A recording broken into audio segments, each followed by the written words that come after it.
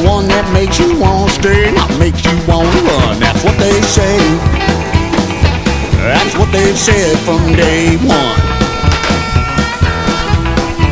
Well, it'll happen when you're not looking, never knowing where it might come from. Well, I met my better half one night at the bar.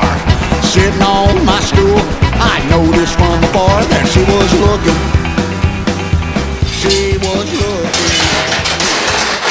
Hi, welcome back. Okay, today time for another fabrication project. It may be one part, it may be two, you'll know already by looking at the title, but at this early stage I've got some big plans to make something else, motorcycle related, not another helmet stand this time, something that is useful that I will use. Now I've got a day off today, and as you can hear outside, it's absolutely throwing it down with rain and hailstones, so it's not going anywhere out there today. So I'm going to get stuck into some fabrication, which will give me yet more practice for the fighter build tail, which I know I keep talking about it, but I've got some ideas now that I didn't have the other day. This is working. This practicing and doing fabrication again, it is working. It is getting me back into what I need to do, right in the groove of welding, fabricating and making stuff and thinking creatively, and that's what it was designed for. So I'm going to do another one of these. I hope you enjoy it as much as you did the helmet stand. Thank you for all of your cool feedback on that. I'm going to get on with this. Wish me luck. That there for now. Right, come around here, show you what I'm going to do today. Just a brief outline, really. I'm going to waffle about it too much, just to give you an idea. The next thing I wanted to make was a glove drying rack. Now, when you know what it's like when you've been out for a ride on your bike and your gloves get soaking wet, when I do that, I come home and stand them on the radiator with their open end facing downwards, as it were, so the wrist end. I stand them up on that so they stand up like a little hand, and then the heat goes up inside the glove and it dries it from the inside out, and that's the correct way to dry a glove. If you lay it down on the radiator, they do dry eventually, but if you need to put them on again, say the next morning, if they were really, really wet, I've tried this a few times, you lay them on the radiator to dry, pick them up, and because the heat has gone from the outside of the glove inside, as it permeates in, it seems to push the moisture in through the waterproof membrane. You know, if you've got leather waterproof gloves, which most of us have, then they're dry inside, and then you put them on a radiator for a few hours and they seem to be wet inside because it's pushing the moisture in. Now, somebody out there will tell me why that is or how Gore-Tex works, whatever. Principle is, not really interested. I need to find a way of standing a glove up on top of a radiator, so a little bit of gentle heat is going up inside the glove and just drifting out through that breathable membrane and drying the glove from the inside. I believe that is the correct way. That's certainly the most efficient way to dry a glove, because within about an hour they're absolutely dry. Even if there's dampness on the leather of the outside, they're bone dry inside. Lay them down, it's the opposite way around. They're nice and dry, and all the leather gets also a little bit hard and crusty, because you shouldn't dry leather on a radiator, really, should you, etc. But when you do, you get that lovely dry leather on the outside and they're damp inside. So always stand them up if you can. That's how I do it, and I need a little rack. So I'm going to take some flat bar, this little piece of flat stock. I'm going to use that as the basic hook. I've got this little piece of timber and I've measured that back at the house. That represents the top of a radiator. That's what the top of my radiators are like. They're that width, little single ones. And effectively I want a rack that I can stand on that's got a couple of spikes on top of it that I can stick a glove on. Pretty straightforward, but rather than just do it ugly, I'm going to try and make it quite ornate so that it stays there on a particular radiator in one of the particular rooms in the house. It will just sit there all the time. Being metal as well, it will pick up the heat of the radiator and it will put a warm piece of metal inside the glove, and that will all help to dry it out. So hopefully that's what I'm going to try and make. I'm going to try and make it look nice as well. Wish me luck. Let's get stuck in.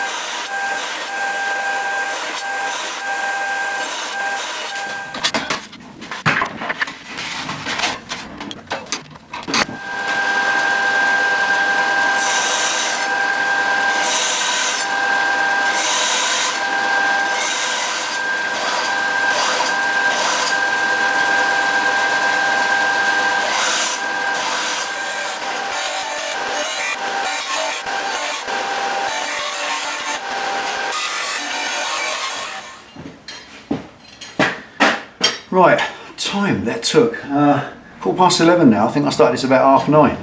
Right, there's the two bits I'm gonna fold over the radiator itself. Those two bits, just cleaning off that black sort of metal blackening they put on it and giving it a nice finish. What I've done is use, as you saw, the top of the roller on the sander to give this what looks like a stainless steel finish. They'll get lacquered. I'm going to actually lacquer this one because it's all going to be mild steel, the whole lot. So wet gloves on it, yeah, you know, obviously. So that will get lacquered up, but I want it to look, like I said, like stainless, like brushed stainless steel, and that's the effect. Yummy. It's quite nice. Right, okay. So they'll get folded over. And that's the piece that will go between the two that will form the bridge for the gloves to stand on. I'll bring the uprights from this, you'll understand what I mean and what I'm thinking of nearer the time. But just curved ends, just for nice looks, and I'm going to do a little bit more now on nice looks. The bits that are going to come down the front of the radiator, they're going to be visible. I think they deserve a little shape in the end. A bit of square bar like that's no good, is it? It's got to be nice, so let's get on with it.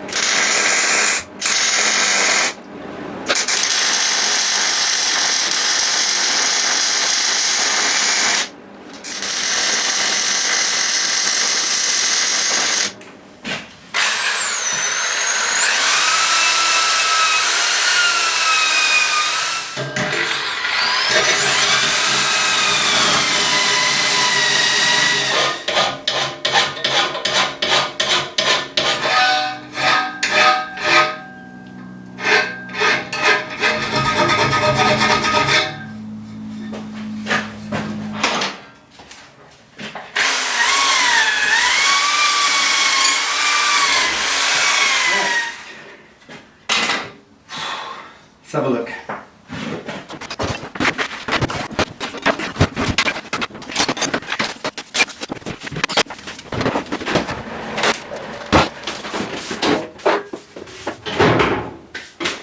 Right, that's that for one day. What's it now?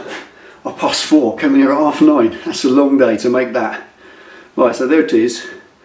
You could have just thrown this together out of raw metal, just cut it off and make it up. It's just as easy. This would work just as well, but it's going to be in the house, so I might as well make a nice job. And that's involved getting this metal up to standard. This comes with that black finish on. Grinding all that off just took forever, but it's got a nice finish now. And I will lacquer it at the end, so it will stay that kind of shiny silver. It'll look quite nice. And this sort of, these points on the end, I don't know, sort of a medieval styly, I don't know, well, it's not, is it? But you know, and there we are. The weld's come out okay.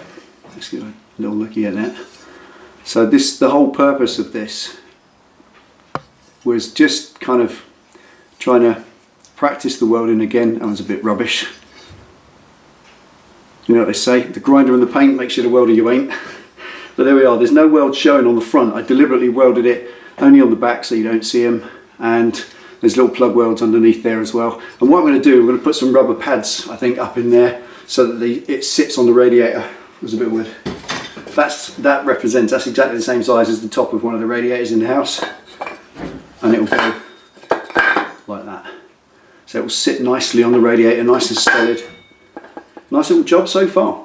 I think from here on in, I want to put 4 uprights on that for 2 pairs of gloves. And I'm going to use the twisted metal, and I'm hoping what I can do is slot the end of the metal and notch it over the top rather than kind of any other way.